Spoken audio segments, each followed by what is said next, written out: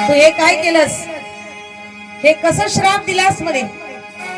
थोड्या वेळापूर्वी कोण आलं होतं आश्रमामध्ये, ऋषीनं डोळे लावून पाहिलं, परीक्षित आला होता. अरे अरे, तो तर धर्मात्मा आहे, तो चांगला राजा आहे, धर्मानं वागणाऱ्या राजाला तू श्राप दिलास. आता काय कर, इथं थांबू नको, परीक्षिताला जाऊन कळव की तू त्याला श्राप दिलायस, 7 दिवसामध्ये तो साप जाऊन मरणार आहे. परीक्षिताला कळव.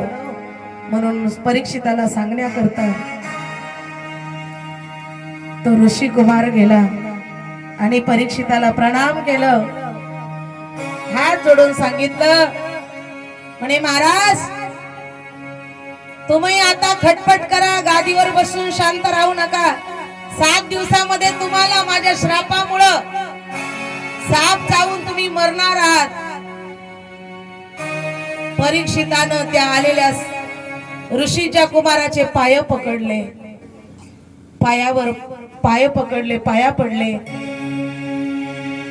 पश्चाताप, दगदग झाला. परीक्षिताला पश्चाताप झाला. अरे अरे म्हणे, आपण एवढं मोठं पाप केलं, एवढ्या मोठ्या ऋषींना श्राप दिला, आता काय करावं, याच्यातून आपली सुटका कशी होईल. ऋषी कुमारानं सांगितलं, ब्रह्मवृंदांच्या जवळ जा, तुम्हाला श्रापातून मुक्त करण्याची ताकद फक्त ही संतांच्या वाणीमध्ये, तुम्ही इथं राहू नका. असं साधू महात्म्याच्या पायाजवळ येऊन पश्चाताप करत तो पायावर पाया पडू लागला. परीक्षित त्यावेळी क्षमिक ऋषीनं सांगितलं, हे धर्मनिष्ठ राजा परीक्षिता,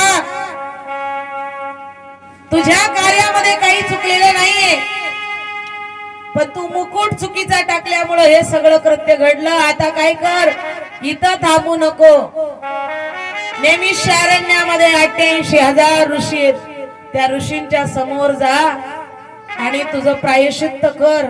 तुला याच्यातून मुक्ती मिळवण्याची ताकद ही संतांच्याकडे आहे, म्हणून इथं थांबू नको, संतांजवळ जा. परीक्षित पुढं शुकदेवांच्या भेटी करता अरण्यामध्ये निघाले. घरी आले, घरी जाऊन बसू घाला त्या तिघांना. परीक्षितानं श्रमिक ऋषी, परीक्षित राजा, श्रमिक ऋषीचा मुलगा शृंगी ऋषी, अशा तिन्ही ऋषींचं दर्शन झालं. एकदा जोरदार टाळ्यांनी स्वागत करा. यांना सुंदर अशा पद्धतीनं तयार करणारे झाकीवाले आमचे संदीप भाऊ